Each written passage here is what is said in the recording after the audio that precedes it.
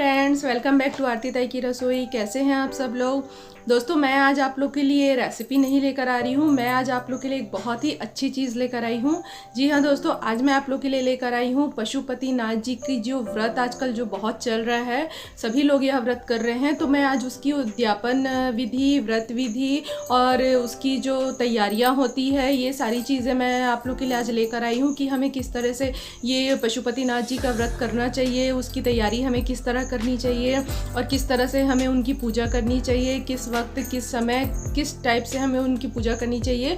ये सारी चीज़ें आज मैं आप लोग के लिए लेकर आई हूँ। सो दोस्तों, आज मैं जैसा कि मैंने आपको बताया कि मैं ये व्रत खुद कर रही हूँ, पशुपतिनाथ जी का व्रत। तो आज मेरा 5वां व्रत है। 4 व्रत मैंने कर लिए हैं और ऐसा कहा जाता है कि पशुपतिनाथ जी की जो व्रत है, ये जो व्रत है, इसको जो भी करता है उसकी सारी मनोकामनाएं पूर्ण होती है और वह सुख संपत्ति और यश प्राप्त करता है। और उसके साथ ही बहुत ही अच्छा होता है हमारे जीवन में। अगर कुछ बुरा दौर चल रहा है या फिर कुछ बुरी चीज़ें हो रही है या फिर आप कि जो भी मनोकामना हो, अगर आप उसे शिव जी से कहते हैं, तो ये जो पशुपतिनाथ जी का जो व्रत है, यह वह पूर्ण रूप से आपका जो मनोकामना है वह पूरी करेंगे। बस ये है कि इसके जो नियम है और इसकी जो व्रत की विधि है वो आपको थोड़ा ध्यान में रखना होगा दोस्तों। तो मैंने भी बहुत ही ज़्यादा इसके लिए ऊपर वाले की कृपा है कि मैंने बहुत ही ध्यान से ये व्रत करा है और बहुत ही जैसे जैसे नियम, इसका जो विधि है और जो नियम इसमें चल रहे हैं, वो सारे नियम्स और विधि मैंने फॉलो किए हैं। और अगर इसमें कोई त्रुटि या भूल चूक हो गई होगी तो भोलेनाथ जी मुझे इसके लिए क्षमा करेंगे। और वही व्रत विधि मैं आज आप लोग के लिए लेकर आई हूँ। सो गाइज़, मैं जो आज आपको विधि बताने वाली हूँ उसे आप ध्यान से सुनिएगा और वही विधि फॉलो करिएगा। और अगर इसमें कोई भी भूल चूक हो गई हो तो मुझे इसके लिए माफ़ करिएगा। तो जैसा कि मैं बता रही हूँ आपको, पशुपतिनाथ जी की जो व्रत है, ये जो वो हमें 5 सोमवार करने हैं दोस्तों। 5वें से 6ठा हमें नहीं करना है। और इसमें 2 वक्त मंदिर जाया जाता है। सुबह भी आपको मंदिर जाना है और शाम को भी मंदिर जाना है। यह बहुत ही इम्पॉर्टेंट है और ये आप किसी भी रूप से इसे स्किप नहीं कर सकते, ये करना ही है आपको। तो सबसे पहले हम सुबह की पूजा की बात करते हैं, तो वो मैं आगे आपको बताऊंगी। तो ये जो पशुपतिनाथ जी का जो व्रत है, इसमें हमें 5 सोमवार व्रत करने हैं और पहले से लेकर चौथे सोमवार तक आपको नॉर्मल पूजा करनी है। जैसे आप सुबह जाते हैं, भोलेनाथ जी का अभिषेक करते हैं, जो भी करते हैं वैसे ही आपको करनी है। शाम को हमें इसकी अलग ही पूजा करनी होती है। सुबह की पूजा अलग होती है, शाम की पूजा अलग होती है। तो उस हिसाब से आप इसकी तैयारी करिएगा। और हमें इस व्रत में एक चीज़ का बहुत ही ख़ास ख्याल रखना है दोस्तों। हमें इसमें जो हम पात्र यूज़ करेंगे, जो थाली यूज़ करेंगे, मेरी बात आप ध्यान से सुनिएगा, जो हम थाली यूज़ करेंगे हमें वही थाली ही यूज़ करनी है, सुबह भी और शाम को भी। आप चाहें तो आपके घर में अगर कांसे की थाली हो, पीतल की थाली हो, तो आप वो ले सकते हैं, बहुत ही ज़्यादा अच्छा होगा वो। अगर वह भी नहीं है आपके पास तो आप स्टील की थाली भी यूज़ कर सकते हैं। तो जैसे हालांकि मेरे पास भी बहुत सारी थालियां हैं, कांसे की, पीतल की, सारी है, लेकिन जो व्रत की जो विधि है उसमें जो सामान हमें लगेंगे, जिन जिन चीज़ों की हमें आवश्यकता होगी, तो उसके लिए हमें बड़ी थाली की ज़रूरत पड़ेगी। तो उतनी बड़ी कांसे की थाली मेरे पास है नहीं दोस्तों, वो छोटी पड़ जाएगी कांसे की थाली। तो इसलिए मैंने यहाँ पे स्टील की थाली यूज़ करी है। आगे आप देखेंगे, मैं आपको दिखाऊँगी। तो मैंने स्टील की थाली यूज़ करी है। 4 सोमवार मैंने स्टील की थाली यूज़ करी है, 5वें सोमवार भी मैं वहीं करने वाली हूँ। तो अगर आपके पास बड़ी सी कोई पीतल की या कांसे की थाली है तो आप वो ले सकते हैं, वो ज़्यादा अच्छा होगा। और अगर नहीं है तो भी कोई बात नहीं, स्टील भी आप ले सकते हैं। तो आपको वही थाली यूज़ करनी सुबह को भी। और जब आप सुबह पूजा करके आएंगे, फिर उस थाली को सीधे आपको पूजा रूम में रखना है, उसे धोना नहीं है। बार बार मैं आपको बता रही हूँ इस चीज़ को कि उस थाली को आपको धोना नहीं है। वो थाली ले जाकर आप सीधे पूजा घर में अपने रख दीजिए और सीधे फिर उसको शाम को यूज़ करना है। तो ये जो पशुपतिनाथ जी का जो व्रत है, इसमें आपको इन चीज़ों का खास ख्याल रखना है दोस्तों। और दूसरी बात ये है कि यह व्रत उतना भी ज़्यादा मुश्किल नहीं है, इसे हर कोई कर सकता है। बूढ़ा, जवान, बच्चे, हर कोई, लड़का, लड़की, महिला, पुरुष, हर कोई ये कर सकते हैं। इसमें कोई भी जिसकी जैसी मनोकामना हो वो यह व्रत कर सकता है।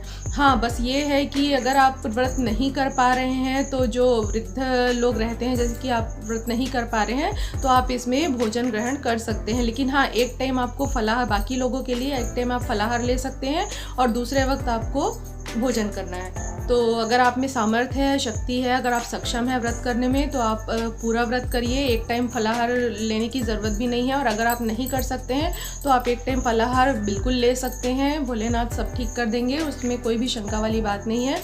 शाम को आप भोजन कर सकते हैं, और जो चाय शरबत आप लेना चाहें तो आप वो कर सकते हैं। या जहाँ तक मेरी बात है तो मैं तो फलाहार नहीं करती हूँ सुबह के टाइम, मैं सिर्फ सुबह और शाम चाय लेती हूँ और दोपहर में शरबत लेती हूँ। तो बस यही है, और शाम को मैं सीधा भोजन करती हूँ। सो गाइज़, जैसा कि मैंने आपको बताया कि जो पशुपतिनाथ जी की जो पूजा की जो विधि है वो मैं आपको स्टेप बाय स्टेप बताते जाऊंगी। तो अभी मैं आपको पूजा की थालियाँ दिखाऊंगी, उसमें आपको कैसे पूजा करनी है, किन किन चीज़ों की हमें ज़रूरत पड़ेगी और हमें क्या करना है, ये सारी चीज़ें मैं आपको दिखाऊंगी। फिर मैं मंदिर जाने के बाद वहाँ का भी वीडियो आप लोग के लिए लेकर आऊँगी। बस ये है कि मैं वहाँ पर आपको कोई भी डिटेल नहीं दे पाऊँगी, क्योंकि वहाँ पर हर कोई अपनी भक्ति भावना से पूजा करते हैं, तो हमें किसी के भी भक्ति भावना को आहत नहीं करना है।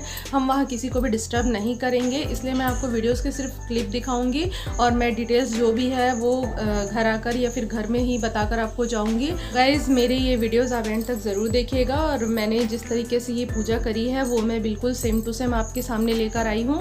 इसमें कुछ भी ऊपर नीचे नहीं है, आपकी जैसी श्रद्धा भक्ति आप वैसा कर सकते हैं। हाँ, शाम को जो पूजा करनी होती है वो मैं आपको बाद में और बताऊँगी। पहले मैं आपको सुबह की पूजा के बारे में बताऊंगी।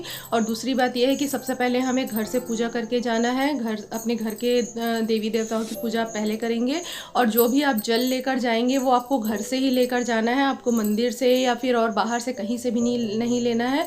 जब भी अभी ये मैं पशुपतिनाथ जी की व्रत की बात नहीं कर रही हूँ, जब भी आप भोलेनाथ में जल चढ़ाने जाए तो आप घर से ही जल लेकर जाएं। तो घर से ही जल लेकर जाने का महत्व ये है दोस्तों कि जो हमारे घर का जो जल होता है, तो ऐसा कहा जाता है कि जो घर का जो जल होता है उसमें जो हमारे पितृ देव होते हैं उनका वास होता है। तो अगर हम ये जल ले जाकर शिव जी में चढ़ाते हैं तो जो हमारे पितृ हैं वो प्रसन्न होते हैं और हमारे सारे परेशानियों को दूर करते हैं, ऐसा कहा जाता है। तो आप लोग भी घर से ही जल लेकर जाइएगा और घर का जल ही शिव जी में अर्पित करिएगा। तो शिव जी का जो अभिषेक है वो आपको सुबह ही करना है दोस्तों। आपको दोनों टाइम उनका अभिषेक नहीं करना है। और जो 4 व्रत अगर आप कर रहे हैं और उस बीच अगर ऐसा कोई सोमवार पड़ जाता है कि आप वह व्रत नहीं कर पाते हैं तो कोई बात नहीं, आप सिर्फ व्रत ही रख सकते हैं। कोई ज़रूरी नहीं है कि आप पूजा करने जाएं। अगर आप सक्षम नहीं हैं पूजा करने जाने में तो आप पूजा करने ना जाएं, सिर्फ आप व्रत रखें। लेकिन हाँ, लास्ट सोमवार को आपको करना ये ज़रूरी है, 5वें सोमवार को, क्योंकि 5वें सोमवार को आपको उद्यापन करना है। उद्यापन का मतलब ये होता है कि जो 5वां सोमवार रहेगा वो लास्ट सोमवार रहेगा। तो आपकी भी यही इच्छा होगी और हर कोई यही चाहेगा कि जो आखिरी सोमवार है वो हम अच्छे से पूजा पाठ करें। तो अगर आप 4 सोमवार के बीच में अगर कोई सोमवार ऐसा पड़ जाता है कि आप ये व्रत नहीं कर पाते हैं तो वो व्रत आप रखें ज़रूर, लेकिन आप मंदिर ना जाएं। मंदिर जाने की ज़रूरत नहीं है, आप घर में ही व्रत कर सकते हैं। उसके बाद जो 5वां सोमवार है उसमें आप जाकर पूरी पूजा पाठ कर सकते हैं। तो 5वें सोमवार का ऐसा है दोस्तों कि बाकी जो 4 सोमवार है वो उसमें आपको नॉर्मल पूजा ही करनी है, नॉर्मल अभिषेक ही करना है शिव जी का। और जो 5वां सोमवार है, जैसा कि आज मेरा है 5वां सोमवार, तो आज मैं 108 बेलपत्र चढ़ाऊँगी। तो 108 बेलपत्र अगर आपको मिल जाते हैं तो बहुत ही बढ़िया है, बहुत ही अच्छी बात है दोस्तों। और बाय द वे, अगर आपको 108 बेलपत्र नहीं मिल पाते हैं, हो जाता है ऐसा कभी कि इतनी बड़ी संख्या में हमको बेलपत्र जो है वो उपलब्ध नहीं हो पाते हैं, तो उसके लिए भी ऑप्शंस है बहुत सारे। तो जैसे कि अब अगर आपको बेल पत्र नहीं मिल रहे हैं 108, तो कोई बात नहीं, आप 108 चावल चढ़ा दीजिए भोलेनाथ में, 108 मूंग के दाने चढ़ा दीजिए, या 108 समी पत्र चढ़ा दीजिए, या 108 जो भी भोलेनाथ जी के में चढ़ता है आप वो चढ़ा दीजिए। जो भी उनको चढ़ता है, आप सभी को पता है, मूंग दाल चढ़ते हैं भोलेनाथ में, और आपका ये चावल चढ़ता है, 108 फूल भी चढ़ते हैं, कोई सा भी धतूरे का आंक, जो भी आपको समझ में आता है, या समी पत्र चढ़ा दीजिए आप 108। तो जो भी आपके पास अवेलेबल है आप वो चीज़ें चढ़ाइए। दूसरी बात ये है कि जैसे आप 5वां सोमवार कर रहे हैं तो आपको उसमें श्रीफल लेकर जाना है साथ में, और श्रीफल के साथ आपको कुछ पैसे भी रखने हैं, क्योंकि पैसे जब हम रखते हैं तो उसे हम खाली नहीं चढ़ाएंगे, तो उसके साथ हम पैसे भी रखेंगे। और जो भी मौसमी फल होते हैं वो आप शिव जी में अर्पण कर सकते हैं दोस्तों। तो इसी तरीके से हम भोलेनाथ का व्रत करेंगे। तो चलिए मैं आगे आपको और इसकी उद्यापन विधि और इसकी व्रत विधि और इसके जो पारण विधि है, मैं सारी चीज़ें बताती जाऊंगी आपको, तो बनी रहिएगा मेरे साथ पूरे वीडियो में लास्ट तक। तो इसी तरीके से आप मेरा वीडियो और ब्लॉग देखते रहिएगा दोस्तों। और एक बात और, अगर अभी तक आपने मेरे चैनल को सब्सक्राइब नहीं किया है, फटाफट से जाइए, आरती दाई की रसोई को लाइक कीजिए, शेयर कीजिए, सब्सक्राइब कीजिए। नीचे जो बेल आइकन का बटन दिया गया है प्लीज़ उसे प्रेस करना ना भूलें, जिससे मेरे सारे वीडियोस और व्लॉग के नोटिफिकेशन सबसे पहले आपको मिलेंगे। सो गाइस, चलिए मेरे साथ चलते हैं पूजा की तैयारी करने।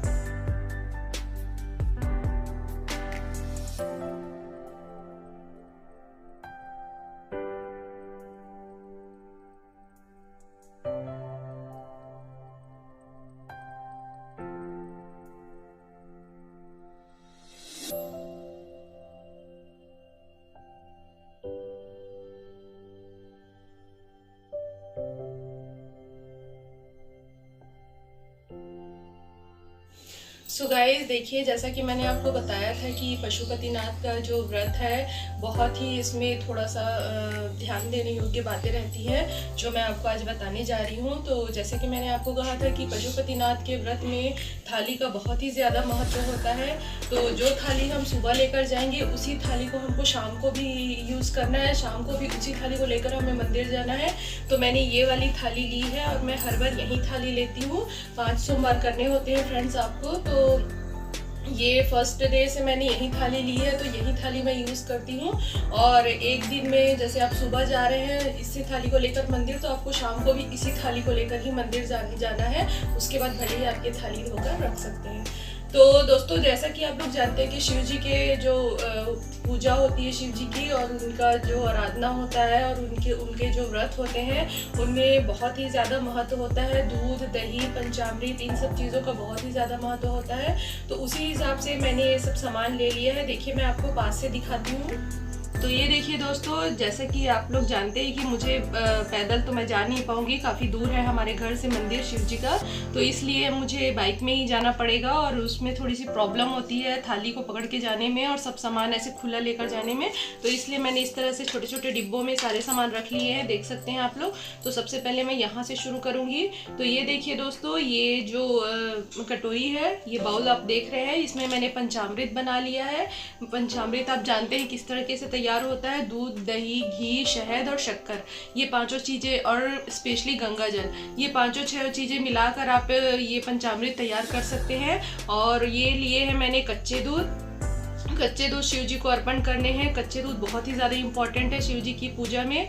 और साथ ही मैंने लिए हैं ये दही, एकदम शुद्ध और साफ़ होने चाहिए सारी चीज़ें, इस बात का आपको खास ख्याल रखना है। साथ ही मैंने लिए हैं ये शहद। शहद भी शिव जी को अर्पण करना चाहिए, बहुत ही ज़्यादा इम्पॉर्टेंट चीज़ है ये भी शिव जी के पूजा में। और ये देखिए, ये मैंने लिए हैं कपूर। कपूर भी बहुत ही ज़्यादा महत्व रखता है शिव जी की पूजा में। तो जो सामान मैंने लिए हैं दोस्तों, ये सारी चीज़ें बहुत ही ज़्यादा इंपॉर्टेंट होती हैं शिव जी की पूजा में।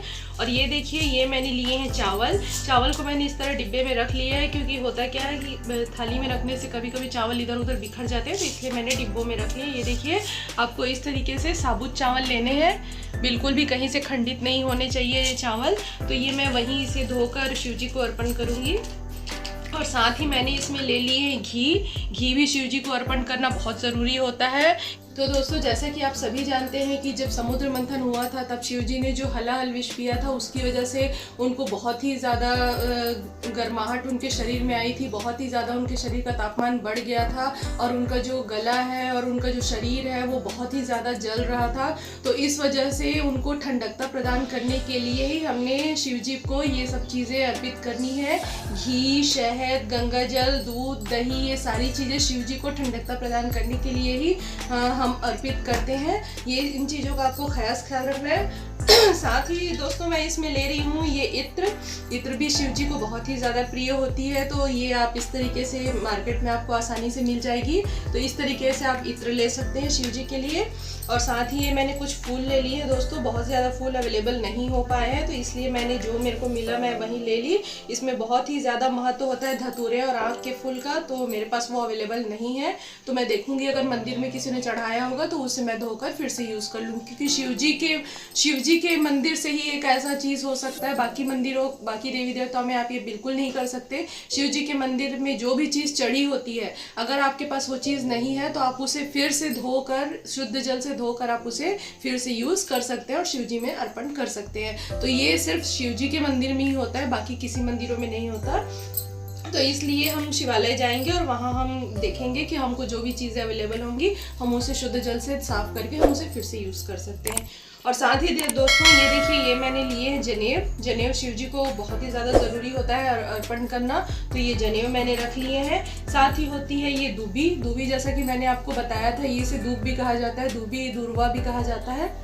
तो ये जो दूर्वा होता है, ये जो दूब होती है, ये भी हमें शिव जी को अर्पण करना है क्योंकि ये बहुत ही ज़्यादा ठंडकता प्रदान करती है, तो इसलिए हम ये शिव जी को अर्पण करेंगे। साथ ही ये गणपति जी को भी बहुत ही ज़्यादा प्रिय होती है, तो ये जो दूर्वा होती है हम गणपति जी को भी अर्पण करेंगे।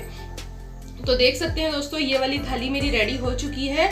तो इस थाली में मेरे पास बिल्कुल भी जगह उपलब्ध नहीं है और भी सामान रखने के लिए, तो इसलिए मैंने दूसरी थाली तैयार करी है।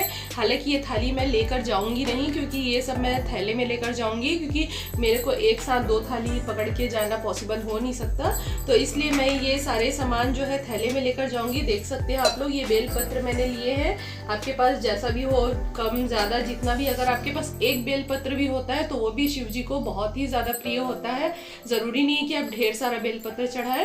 तो हाँ, अगर आपको ये करना है कि आपको 108, आपने जो कहा है कि मैंने 108 बेलपत्र अर्पण करने हैं शिव जी के ऊपर, या 51 या 21, तो उस हिसाब से आपको उतने ज़रूरी है लेकर जाना। लेकिन अगर आपके पास कुछ भी अवेलेबल नहीं हो पा रहा है और आपके पास एक भी बेलपत्र नहीं अवेलेबल हो पा रहा है, तो आप शिव जी के मंदिर से आप एक जो उनके ऊपर चढ़ा हुआ बेलपत्र है आप वो उठाइए और उसे शुद्ध जल से साफ करके फिर से शिव जी को अर्पण कर दीजिए। तो शिव जी है, वो हर चीज़ में प्रसन्न रहते हैं। अपने भक्तों की सिर्फ वो भक्ति भावना देखते हैं, उनको इन सब चीज़ों से कोई मतलब नहीं रहता।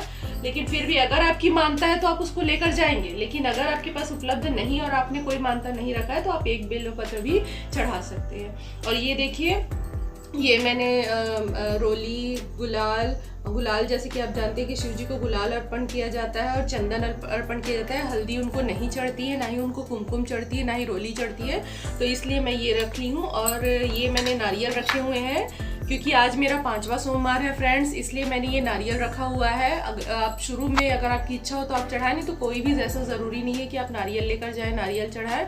और ये मेरा 5वां सोमवार है, इसलिए मैंने नारियल लिया है। साथ ही मैंने यहाँ पे लिए हैं ये 11 रुपये, क्योंकि हमें नारियल कभी भी खाली नहीं चढ़ानी चाहिए। तो ये इस तरह से हम 11 रुपये डालकर 11, 21, आपकी जैसी श्रद्धा भक्ति, जैसी आपकी मर्ज़ी कि आप 11 चढ़ाएं, 21 चढ़ाएं, 51 चढ़ाएं, 101 चढ़ाई, ये आपकी मर्जी पे डिपेंड करता है। तो उस हिसाब से आप इसमें जो ये पैसे होते हैं वो चढ़ा सकते हैं। तो ये पैसे भी मैंने रख लिए हैं। साथ ही दोस्तों, मैंने अभी फल नहीं लिए हैं क्योंकि जहाँ पर मेरा मंदिर है शिव जी का, वहीं पर फ्रूट का एक शॉप है, तो मैं वहीं से फ्रूट लूँगी। और क्योंकि आज मेरा 5वां सोमवार है तो मैंने 108 बेलपत्र तैयार किए हैं, देख सकते हैं आप लोग, ये देखिए। तो ये 108 बेलपत्र मैंने तैयार कर लिए हैं, मेरे हस्बैंड ने तैयार करके दिए हैं क्योंकि मेरे पास इतना टाइम नहीं था कि मैं 108 बेलपत्र तैयार करूं। तो उन्होंने बहुत मेहनत करी है। तो आप लोग देख सकते हैं, बहुत ही खूबसूरत ये बेलपत्र लग रहे हैं जो मैं शिव जी को अर्पण करूंगी आज। और मैं भी आज दिल से बहुत ज़्यादा खुश हूँ। ये सब मुझे जो सामान मिल गए हैं, तो इसलिए तो ये सारी चीज़ें मैं थैले में लेकर जाऊँगी। मैं मेन जो मेरी थाली है दोस्तों, ये वाली थाली है। तो ये मैंने, और ये घी का जो दीपक मैंने ये लगाने के लिए ये लिया है, आप देख सकते हैं। इसी के अंदर मैंने बत्ती डालकर रखी है, फूल वाली बत्ती। तो ये भी मैं शिव जी को आज अर्पण करूंगी। और साथ ही मैंने ये धूप बत्ती भी ली है, ये भी मैं वहीं शिव जी को जलाकर उनको धूप दिखाऊंगी। और जैसे कि मैंने आपको बताया कि फल मैं वहीं से लूँगी। शिव जी के मंदिर के जस्ट सामने ही एक फ्रूट की शॉप है, तो मैं वहीं से लेकर वहीं से चढ़ा दूँगी। घर नहीं लाया मैंने, तो वहीं से मैं चढ़ाऊँगी। और साथ ही मैंने जल के लिए एक डिब्बा तैयार करके रखा है दोस्तों, वो भी मैं आपको दिखाती हूँ। तो ये देखिए दोस्तों, इस तरह से मैंने एक डिब्बा साफ़ करके, मेरे पास ये साफ डिब्बा रखा हुआ था घर में, तो ये मैंने अच्छे से साफ़ करके इसमें शुद्ध जल भरकर और इसमें गंगा जल डालकर रख लिया है। क्योंकि बाल्टी में पानी जल लेकर जाना उतना पॉसिबल नहीं हो पाता है बाइक में, क्योंकि वो बहुत ही ज़्यादा छलकता है पानी। तो इसलिए हम इस तरीके से, कोई भी आपके पास जो भी सामान अवेलेबल हो, आप उसमें जो पैक रहे उसमें आप ये जल लेकर जाइए, और शुद्ध जल होने चाहिए। इसमें आप थोड़ा सा गंगा जल डाल दीजिए, और उसके बाद ये आप शिव जी को इस तरीके से आप ये चरु रख सकते हैं। इसको चरु कहा जाता है, तांबे का ये जो लोटा है इसे चरु कहते हैं। तो इस चरु में आप ये जल डालकर शिव जी को अर्पण करिए। हमें डायरेक्ट इस डिब्बे से नहीं डालना है फ्रेंड्स, क्योंकि कभी भी किसी भी देवी देवताओं में या शिव जी में इस डायरेक्ट इस टाइप के प्लास्टिक के डिब्बे या और किसी डिब्बे से जल नहीं चढ़ाना चाहिए। हमें इस टाइप का ही कोई बर्तन लेना चाहिए, चाहे पीतल का हो, तांबे का हो। अगर आपके पास पीतल तांबे का नहीं है तो कोई बात नहीं, आप स्टील का भी इस तरीके का लोटा ले सकते हैं, उससे आप जल चढ़ाइए। कभी भी इस तरीके के डिब्बे से जल नहीं चढ़ाना चाहिए। तो चलिए दोस्तों, मेरी तैयारी हो चुकी है। ये रही सुबह की पूजा की तैयारी। इसमें जैसे कि मैंने आपको बताया था कि जो पशुपतिनाथ जी का व्रत है उसमें सुबह और शाम 2 टाइम मंदिर जाना पड़ता है। अगर आपके पास में मंदिर उपलब्ध है तो और बहुत ही अच्छा है, और अगर आपके पास दूर है, अगर आप नहीं जा सकते हैं तो वैसे तो ये पूजा घर में भी कर सकते हैं, लेकिन सबसे ज़्यादा उचित यही होगा कि आप मंदिर जाकर जल अर्पित कीजिए। क्योंकि मंदिर जाने से क्या होता है, जो शिव जी होते हैं उनमें प्राण प्रतिष्ठा होती है। हम घर में जो पूजा करते हैं उसमें प्राण प्रतिष्ठा नहीं होती है। तो इसलिए हमें शिव जी के मंदिर जाकर जो भी आपकी पूजा पाठ है वो करनी चाहिए। वहाँ 33 कोटि देवी देवताओं का वास होता है। जैसे कि आप सभी जानते हैं कि शिव जी का जो शिवलिंग होता है उसमें उनकी जो पुत्री होती है, उनके जो पुत्र होते हैं और उनकी जो पत्नी गौरा मैया होती है, उन सब की एक साथ पूजा हो जाती है। तो इसलिए हमें यही ज़्यादा बेहतर होगा कि हम शिव जी के मंदिर जाकर ही उनकी पूजा करें। तो ये देखिए दोस्तों, ये हुई सुबह की पूजा की तैयारी। मैं आपको शाम की पूजा की तैयारी भी बताऊंगी, और यही थाली हमें यूज़ करनी है शाम की पूजा में भी।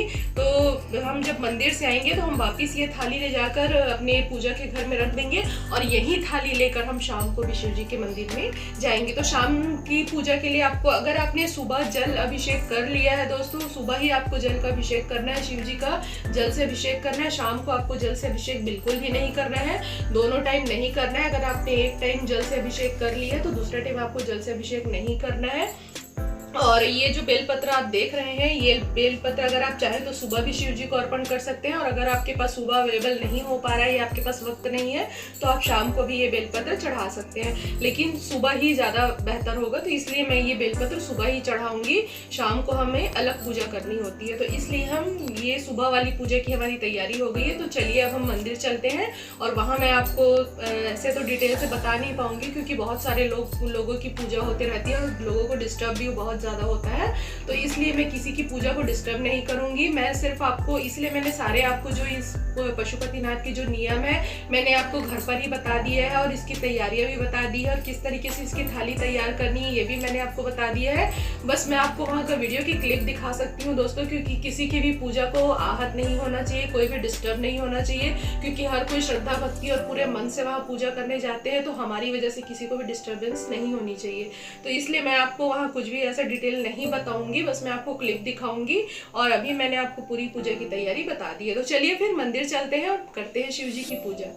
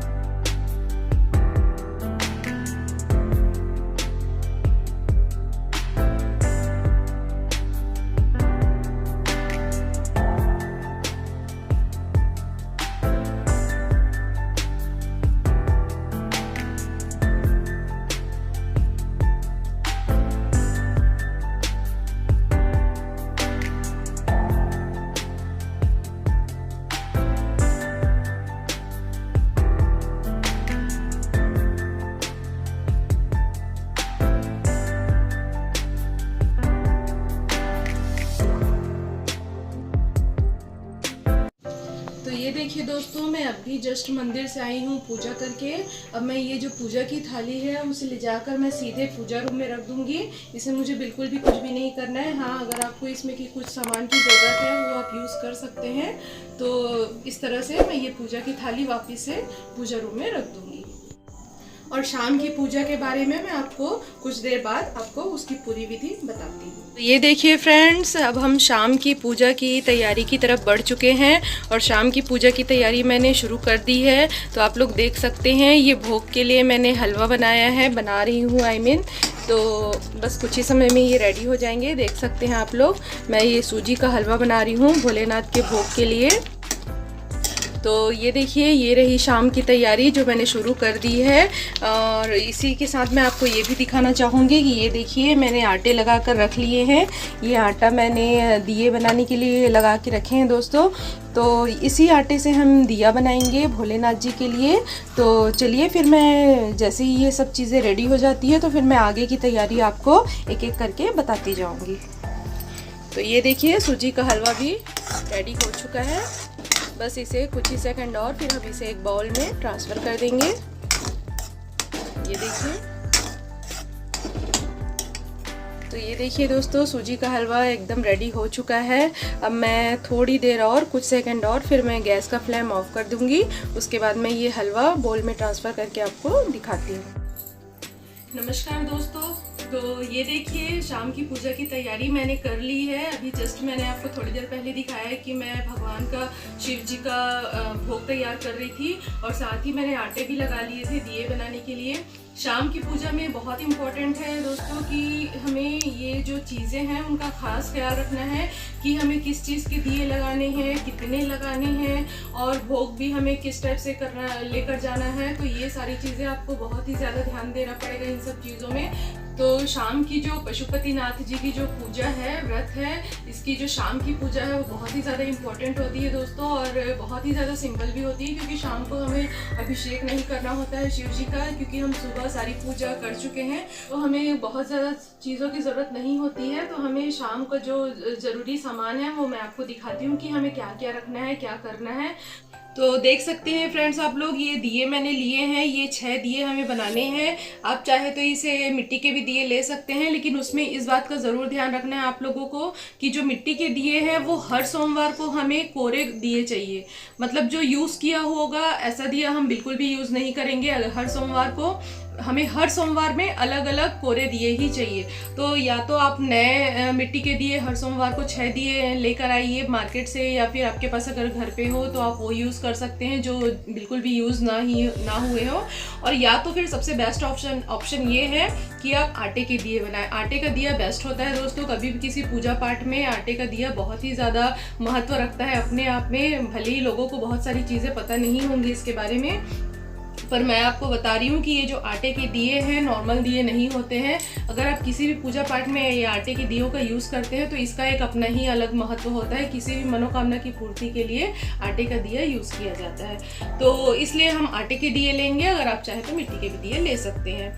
तो यहाँ पे सबसे इम्पोर्टेंट चीज़ ये है दोस्तों कि हमें ये 6 दिए लेकर शिवालय जाना है और 6 दियों में से हमें 5 दिए ही भोलेनाथ के सामने प्रज्वलित करने हैं। जैसे कि आप देख सकते हैं मैंने 6 दियों में बत्ती लगा कर रखी है और हमें इसमें फूल बत्ती ही लगानी है। इसे फूल बत्ती कहा जाता है। इस टाइप का आपको मार्केट में भी मिल जाएंगे और आप चाहे तो इसे घर में भी बना सकते हैं। तो इस टाइप की फूल बत्ती आपको लेकर जानी है, क्योंकि किसी भी देवता जो होते हैं, जो हमारे देवतागढ़ होते हैं, जैसे देवियाँ और देवता अलग अलग होते हैं, तो जो देवतागढ़ होते हैं उनमें हमें फूल बत्ती लगानी चाहिए और जो देवियाँ होती हैं उनके आगे हमें लंबी वाली जो बत्ती आती है वो हमें लगानी चाहिए। तो ये फूल बत्ती मैंने ले लिए हैं और इसमें मैंने अभी तेल नहीं डाला है दोस्तों। ये मैं शिवालय जाने के बाद ही मैं इसमें तेल डालूंगी, क्योंकि ले जाते वक्त हो सकता है तेल गिर जाए या ये जो आटे है ये तेल को सोख ले, तो इसलिए मैं ये तेल वहीं डालूंगी। इसमें बत्ती मैंने पहले से लगा कर रख ली है, भीगे हुए बत्ती है, तेल में भीगे हुए। तो आप चाहे तो सूखे बत्ती भी रख सकते हैं, लेकिन ऐसी मान्यता है कि रात को जो बत्तियां होती हैं उन्हें सूखे सूखे नहीं छूना चाहिए, क्योंकि वो अशुभ फल देती है, ऐसा कहा जाता है। तो मैं ये बत्तियां एनी टाइम डिब्बे में तेल डालकर रखी रहती हूँ, तो इसलिए मैंने ये डायरेक्ट इसमें डाल दिया है दिए में। तो उसके बाद आप देख सकते हैं कि ये 6 दिए हम लेकर जाएंगे शिवालय में और 5 दिए हम प्रज्वलित करेंगे भोलेनाथ के सामने। और ये छठा जो दिया होता है, कोई सा भी छठा आप ले सकते हैं, तो ये जो छठा दिया होता है उसे आपको शिवलिंग के सामने बकायदा इसे उतारना है इस दिए को, लेकिन प्रज्वलित नहीं करना है। इसे उतार कर आप वापस से अपनी थाली में रख लेंगे। बट इसे उतारना बहुत ज़्यादा ज़रूरी है दोस्तों, कि हम 6 दियों को उतारेंगे शिवलिंग के सामने, दियों को प्रज्वलित करेंगे, 5 दियों को हमें प्रज्वलित करना है और छठा दिया लेकर हमें वापस से घर आना है। ये जो छठा दिया कोई सा भी इनमें से आप ले सकते हैं, तो छठा दिया हम वापस से घर लेकर आएंगे, उसको मैं आपको बाद में बताऊंगी कि उस छठे दिया का हमें क्या करना है। और साथ ही मैंने ये भोग तैयार किया है दोस्तों, देखिए ये है सूजी का हलवा। ये भी यहाँ पर बहुत ही ज़्यादा ध्यान देने वाली चीज़ है दोस्तों, कि आप जिस सोमवार को ये पशुपतिनाथ व्रत धारण करते हैं, जिस सोमवार को आप पशुपतिनाथ का व्रत शुरू करते हैं, उस सोमवार को आप जो भोग शिव जी के लिए बनाते हैं, आपको वही भोग पूरे 5 सोमवार बनाने हैं। ऐसा आपको बिल्कुल भी नहीं करना है कि एक सोमवार आपने सूजी का हलवा बना लिया, दूसरे सोमवार आपने आलू का हलवा बना लिया, तीसरे सोमवार आपने सिंघाड़े का हलवा बना लिया। ऐसा बिल्कुल भी नहीं करना है। या चौथे सोमवार आपने साबूदाने का खीर बना लिया, तो ऐसा बिल्कुल भी नहीं करना है। एक सोमवार को आपने जिस चीज़ का भोग लगाना है भोलेनाथ को, आप कोई भी एक चीज़ चूज कर लीजिए, वही चीज़ आपको 5 सोमवार को भोग लगानी है शिव जी को। ये बात खास ख्याल रखिएगा और बहुत ही ज़्यादा ध्यान देने वाली चीज़ है ये। तो इसलिए मैंने स्टार्टिंग में जब मैंने स्टार्ट किया था पशुपतिनाथ का व्रत, तो मैंने सूजी का हलवे का भोग लगाया था और वही भोग मैं 5 सोमवार को कंटिन्यू करते आ रही हूँ। तो इसमें क्या करना है दोस्तों, इसमें भी एक बहुत ही ज़्यादा ध्यान देने वाली चीज़ है। तो ये जो हलवा है मैंने इतना ही बनाया है। ये हलवा मैं लेकर जाऊंगी मंदिर, शिव जी के मंदिर में इसे लेकर जाऊंगी और इसके मैंने वहां पे 3 हिस्से करने हैं। जो भी मतलब ये जो भोग बनाए रहेंगे आप, उसको आपको मंदिर पूरा भोग को लेकर जाना है, घर में नहीं रखना है। और इस भोग को आपको 3 हिस्से करने हैं। इसमें से 2 हिस्सा आप शिव जी को चढ़ाएंगे। कोई सा भी इस टाइप का आप सामान यूज़ कर सकते हैं, क्योंकि प्लेट तो आप वहाँ छोड़ कर आ नहीं सकते, तो इसलिए कोई भी जैसे जो कटोरी आती है पेपर वाली या जो डिस्पोजेबल वाला जो रहता है, उसमें आप भोग लगा सकते हैं शिव जी को। तो इस तरीके से मैं ये लेकर जाती हूँ, तो मैं इसी में भोग लगाती हूँ भोलेनाथ जी को। पेपर वाला है ये, तो मैं ये इसमें भोग लगाऊंगी शिव जी को। तो ये 2 हम रख लेंगे और ये दोनों में हम शिव जी को भोग लगाएंगे। इस जो भोग है उसके हम 3 हिस्से करेंगे। देखिएगा मैं किस तरीके से हिस्से करूंगी, एक यहाँ से, एक यहाँ से और एक यहाँ से। तो इसमें का 2 हिस्से का भोग मैं शिव जी को अर्पण करूंगी और एक हिस्से का भोग, जो बहुत ही ज़्यादा ध्यान देने वाली चीज़ है दोस्तों, एक हिस्से का भोग आपको वापस से घर लेकर आना है। और ये भोग सिर्फ और सिर्फ जिसने व्रत धारण किया है, ये भोग सिर्फ वही ग्रहण कर सकता है। इस बात का आपको खास ख्याल रखना है। तो मैं ये चीज़ फिर से रिपीट कर रही हूँ आपके लिए, फिर से आप ध्यान दीजिएगा कि इसमें का 2 हिस्से का भोग आपको शिव जी को चढ़ाना है और एक हिस्से का भोग आप लेकर आएंगे घर वापस। और जिसने भी, चाहे वो जो भी हो, चाहे वो पुरुष हो, महिला हो, वृद्धा हो, कोई भी हो, तो अगर ये व्रत रखा है, तो ये तीसरे हिस्से का जो भोग है सिर्फ उसे ही ग्रहण करना है, किसी को भी उसको नहीं बांटना है, किसी को भी नहीं देना है। तो दोस्तों ये देखिए, दिए का भी हो गया, भोग का भी मैंने आपको बता ही दिया है। अब आती है बारी बाकी चीज़ों की, तो मैं उसका भी आपको बताती हूँ। क्योंकि दोस्तों आज है मेरा 5वां सोमवार, आज मेरा पशुपतिनाथ का व्रत पूरा हो जाएगा, पूर्ण हो जाएगा। तो मैंने संकल्प लिया था। हाँ, संकल्प से एक बात और याद आई दोस्तों, कि जैसे जिस दिन भी आपने सोमवार का व्रत शुरू करना है, पशुपतिनाथ जी का ये सोमवार का व्रत, उस दिन आपको संकल्प ज़रूर लेना है। जब भी आप शिव मंदिर में जाए, तो शिव मंदिर में आपको जाने से जैसे आप पूजा शुरू करें, तो पूजा शुरू करने से पहले आपको करना क्या है, हाथ में थोड़े से अक्षत ले लेने हैं, साबुत अक्षत लेने हैं आपको, बिल्कुल भी टूटे खंडित नहीं होने चाहिए। उसमें आपको 1 का सिक्का रखना है और थोड़े से जल रख लेने हैं। और इस तरीके से आपको उल्टे हाथ में, बाएं हाथ में रखकर इस तरीके से इसमें चावल रखिएगा, सिक्का रखिएगा और थोड़े से जल डालकर आपको दूसरा जो दाहिना हाथ है वो इस तरीके से करना है। और भोलेनाथ जी के सामने आपको संकल्प लेना है कि हे भोलेनाथ, हे पशुपतिनाथ, मैंने आपका जो मैं आपका यह संकल्प करती हूँ या करता हूँ कि मैं आपका ये 5 पशुपतिनाथ का व्रत पूर्ण श्रद्धा भक्ति से रखूंगी या रखूंगा। तो मेरी जो भी मनोकामना हो वो पूर्ण करो भोलेनाथ, सारे संकट दूर करे। आपके मन में जो भी इच्छा हो वो आप करके भोलेनाथ को ये अक्षत और ये सिक्का और ये जल अर्पण कर देंगे। उसके बाद आप अपनी पूजा शुरू करेंगे। तो ये बात तो हो गई पहले सोमवार की दोस्तों। तो आज है मेरा 5वां सोमवार। तो सुबह जैसा कि मैंने आपको पहले भी वीडियो में दिखाया है कि मैंने सुबह की सारी पूजा करी है, शिव जी का अभिषेक भी कर लिया है, बेलपत्र भी चढ़ा लिए 108। लेकिन मेरी दिल से इच्छा थी जब से मैंने पहला सोमवार शुरू किया था कि मैं भोलेनाथ में 108 शमी पत्र चढ़ाऊँ। तो ये शमी पत्र मेरे घर के हैं दोस्तों। बहुत ही मेरी इच्छा थी दिल से कि मैं 108 शमी पत्र चढ़ाऊं, लेकिन मैंने सोचा कि बिल्व पत्र जब मेरे पास उपलब्ध है तो सुबह मैं बिल्व पत्र चढ़ा दूंगी। ये ऑप्शनल है, अगर आपकी इच्छा है तो आप कर सकते हैं, क्योंकि मेरी दिल से इच्छा थी इसलिए मैंने ये शुरू करने का सोचा कि मैं ये अभी जो शाम को, सुबह मैंने 108 बिल्व पत्र चढ़ाए, शाम को मैं 108 शमी के पत्र चढ़ाऊंगी। शमी के पत्र आपको पता होगा इसके महत्व के बारे में, अगर नहीं पता होगा तो मैं आपको बताती हूँ। ये शमी पत्र मेरे घर के हैं दोस्तों। बहुत ही छोटा सा पौधा है मेरे घर में और वहाँ से मैंने ये शमी पत्र तोड़ लिए हैं, देख सकते हैं आप लोग। तो ये देखिए, मैं आपको दिखाती हूँ। ये देखिए, बहुत ही खूबसूरत प्यारे प्यारे हरे भरे ये शमी पत्र हैं। तो ये शमी पत्र मेरे घर के हैं और ये मैंने 108 एकत्र कर लिए हैं, एक जगह तोड़ लिए हैं, सुबह ही मैंने तोड़ लिए थे। तो इस शमी पत्र का महत्व मैं आपको ये बताऊंगी दोस्तों कि शमी पत्र अगर आपके पास 108 उपलब्ध नहीं है, अगर आपके पास शमी पत्र 108 उपलब्ध नहीं है तो शमी पत्र का इतना ज्यादा महत्व है कि ये जो शमी पत्र होते हैं दोस्तों, अगर आप इसकी एक ये जो पंखुड़ी है ये वाली, अगर आप इतना छोटा सा भी शिव जी में चढ़ा देंगे तो शिव जी इससे बहुत ही ज्यादा प्रसन्न हो जाते हैं। उनको, शिव जी को शमी पत्र बहुत ही ज्यादा प्रिय है।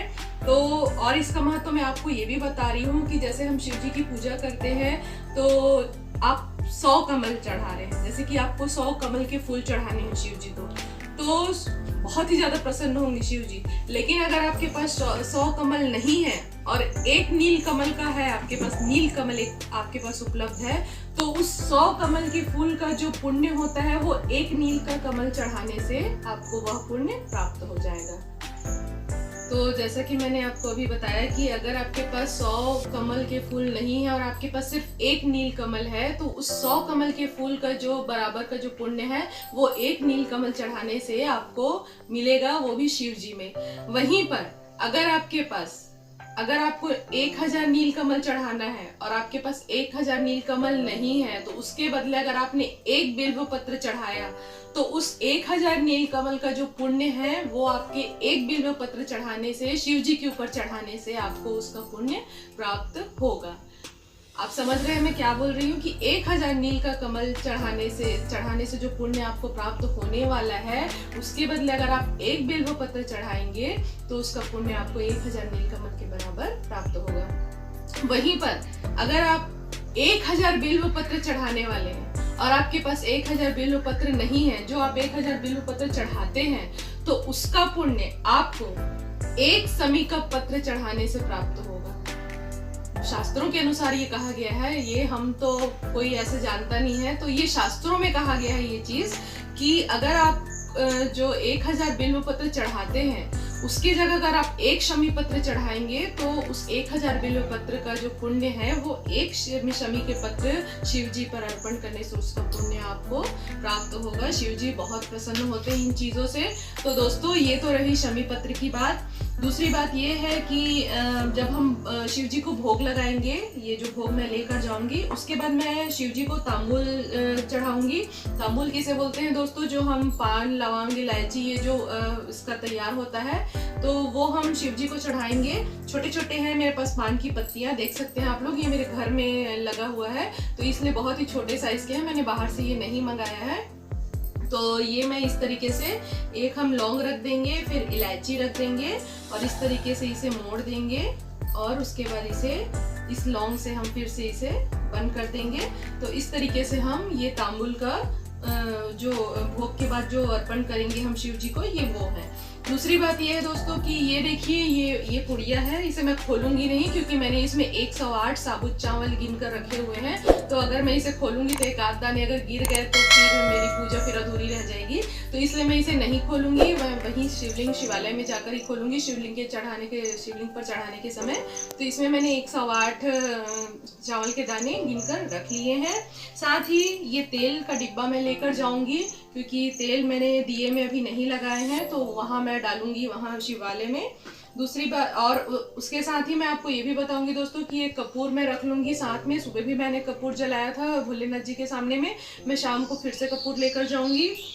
और ये जल रखना हमें बहुत ही ज़्यादा ज़रूरी है, क्योंकि हम जब भोग लगाएंगे तो हम उसमें जल घुमाकर ही भोग लगाएंगे।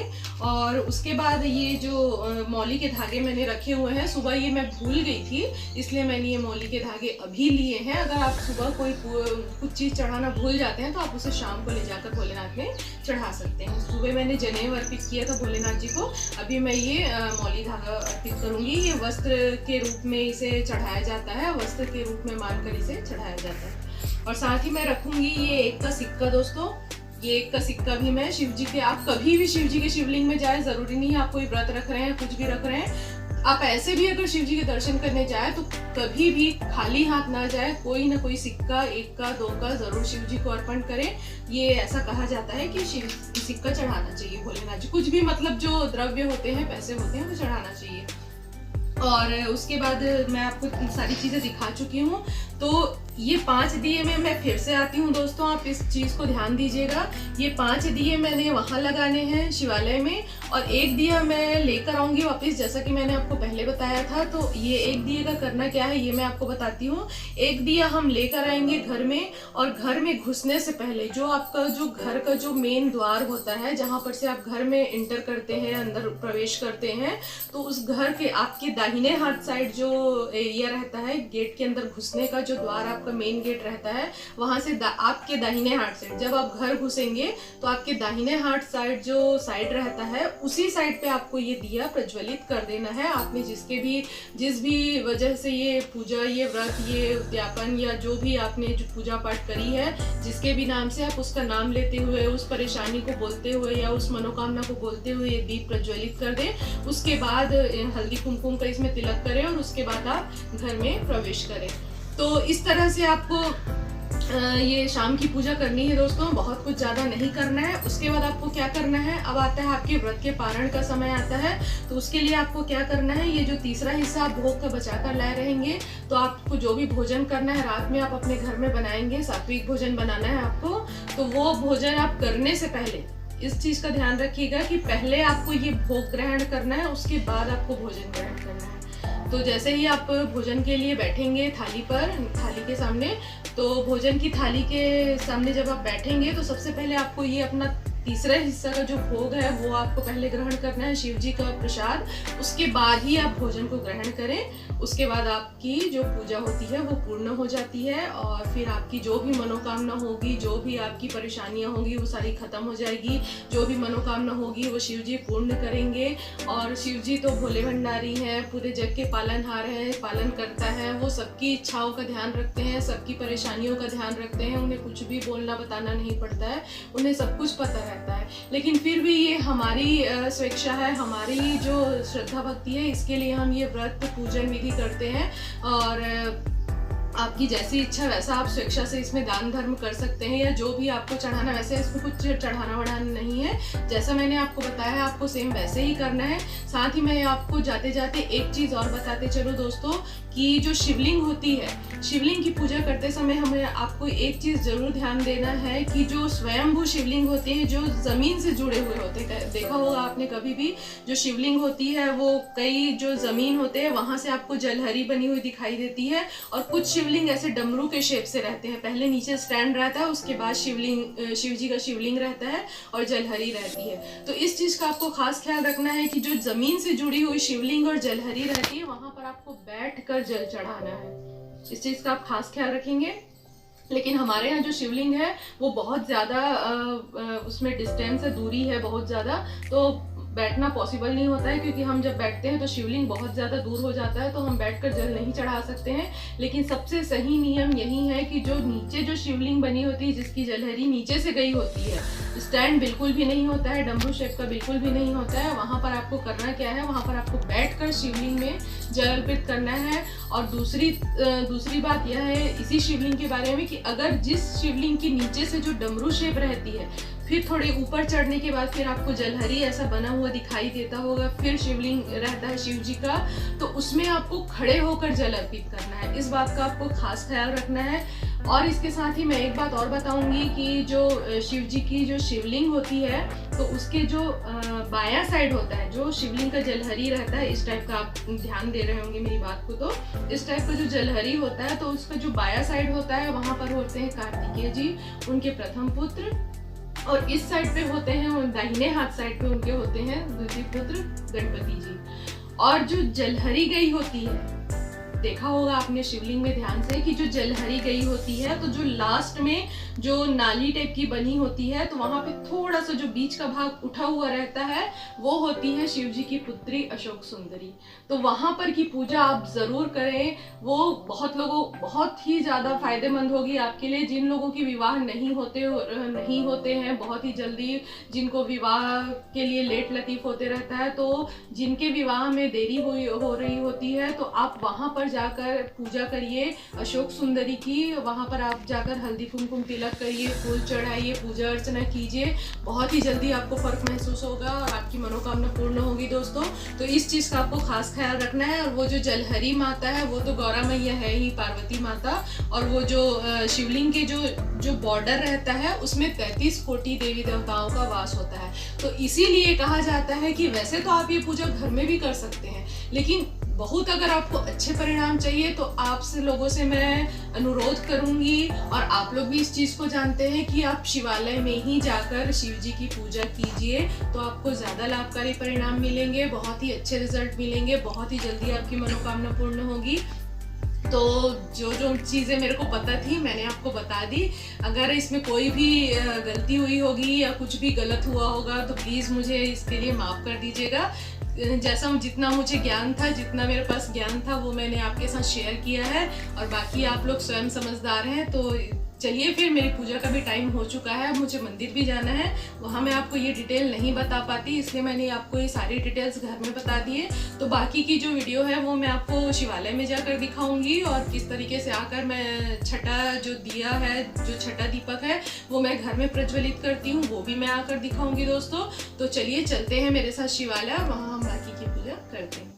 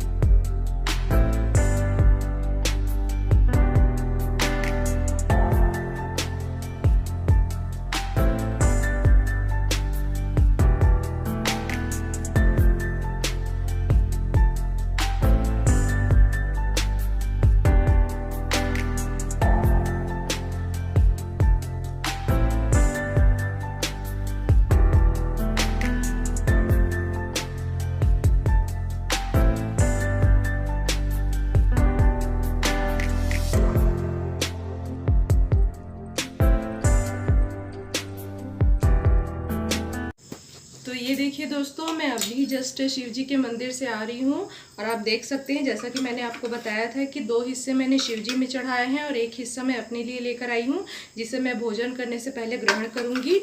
और साथ ही मैंने अभी दीपक भी प्रज्वलित कर दिया है अपने द्वार के सामने दाहिने हाथ साइड, जैसा कि आपने देखा, मैंने अभी वीडियो में आपको दिखाया है। तो इसी तरीके से आपको भी करना है और यहाँ पर मेरी पूजा पूर्ण होती है। इसके साथ ही मैं आपको ये भी बताना चाहूँगी कि अगर आपको ऐसा लगता है कि आपका यह व्रत फलित नहीं हुआ है या आपकी कोई मनोकामना पूर्ण नहीं हुई है, तो आप फिर से ये 5 सोमवार पशुपतिनाथ जी का व्रत शुरू कर सकते हैं। लेकिन जब आपका 5वां सोमवार पूर्ण हो जाए, उसके बाद एक सोमवार को गैप करके आपको उसके अगले सोमवार से ये पशुपतिनाथ जी का व्रत फिर से शुरू करना है, अगर आप चाहें तो, अगर आपकी इच्छा हो तो इस तरह से आपको पशुपतिनाथ जी का व्रत करना है। जैसे कि मैंने पूर्ण विधि, व्रत और उद्यापन सारी चीज़ें आपको बताई है और इन सारी चीज़ों में अगर मुझसे कोई भी त्रुटि हो गई होगी दोस्तों, तो प्लीज़ मुझे माफ़ करिएगा। और उसके साथ साथ मैं आपको एक जानकारी और देना चाहती हूँ, तो वो जानकारी ये है दोस्तों कि आप पहला सोमवार जिस शिवालय में जाकर पहले सोमवार की पूजा करेंगे, उसी शिवालय में आपको 5 सोमवार जाना है, अलग अलग शिवालय में नहीं जाना है। इस बात का आपको खास ख्याल रखना है दोस्तों कि जिस मंदिर में, जिस शिव जी के मंदिर में आप पहला अपना सोमवार व्रत करते हैं या पूजन विधि करते हैं, उसी शिवालय में, उसी शिव जी के मंदिर में आपको 5 सोमवार के व्रत जाकर पूर्ण करने हैं। तो इसी तरीके से आपके जो पशुपतिनाथ जी के व्रत हैं वो पूर्ण होंगे और शिव जी आपकी मनोकामना अवश्य पूर्ण करेंगे। तो इसी तरीके से जैसा कि मैंने आपको बताया कि ये मैं आज आप लोग के लिए ब्लॉग लेकर आई थी, पशुपतिनाथ जी का व्रत कैसे किया जाता है, उसकी पूजन विधि, व्रत विधि, पारण विधि, उद्यापन विधि, मैंने सारी चीज़ें आपको बता दी हैं दोस्तों।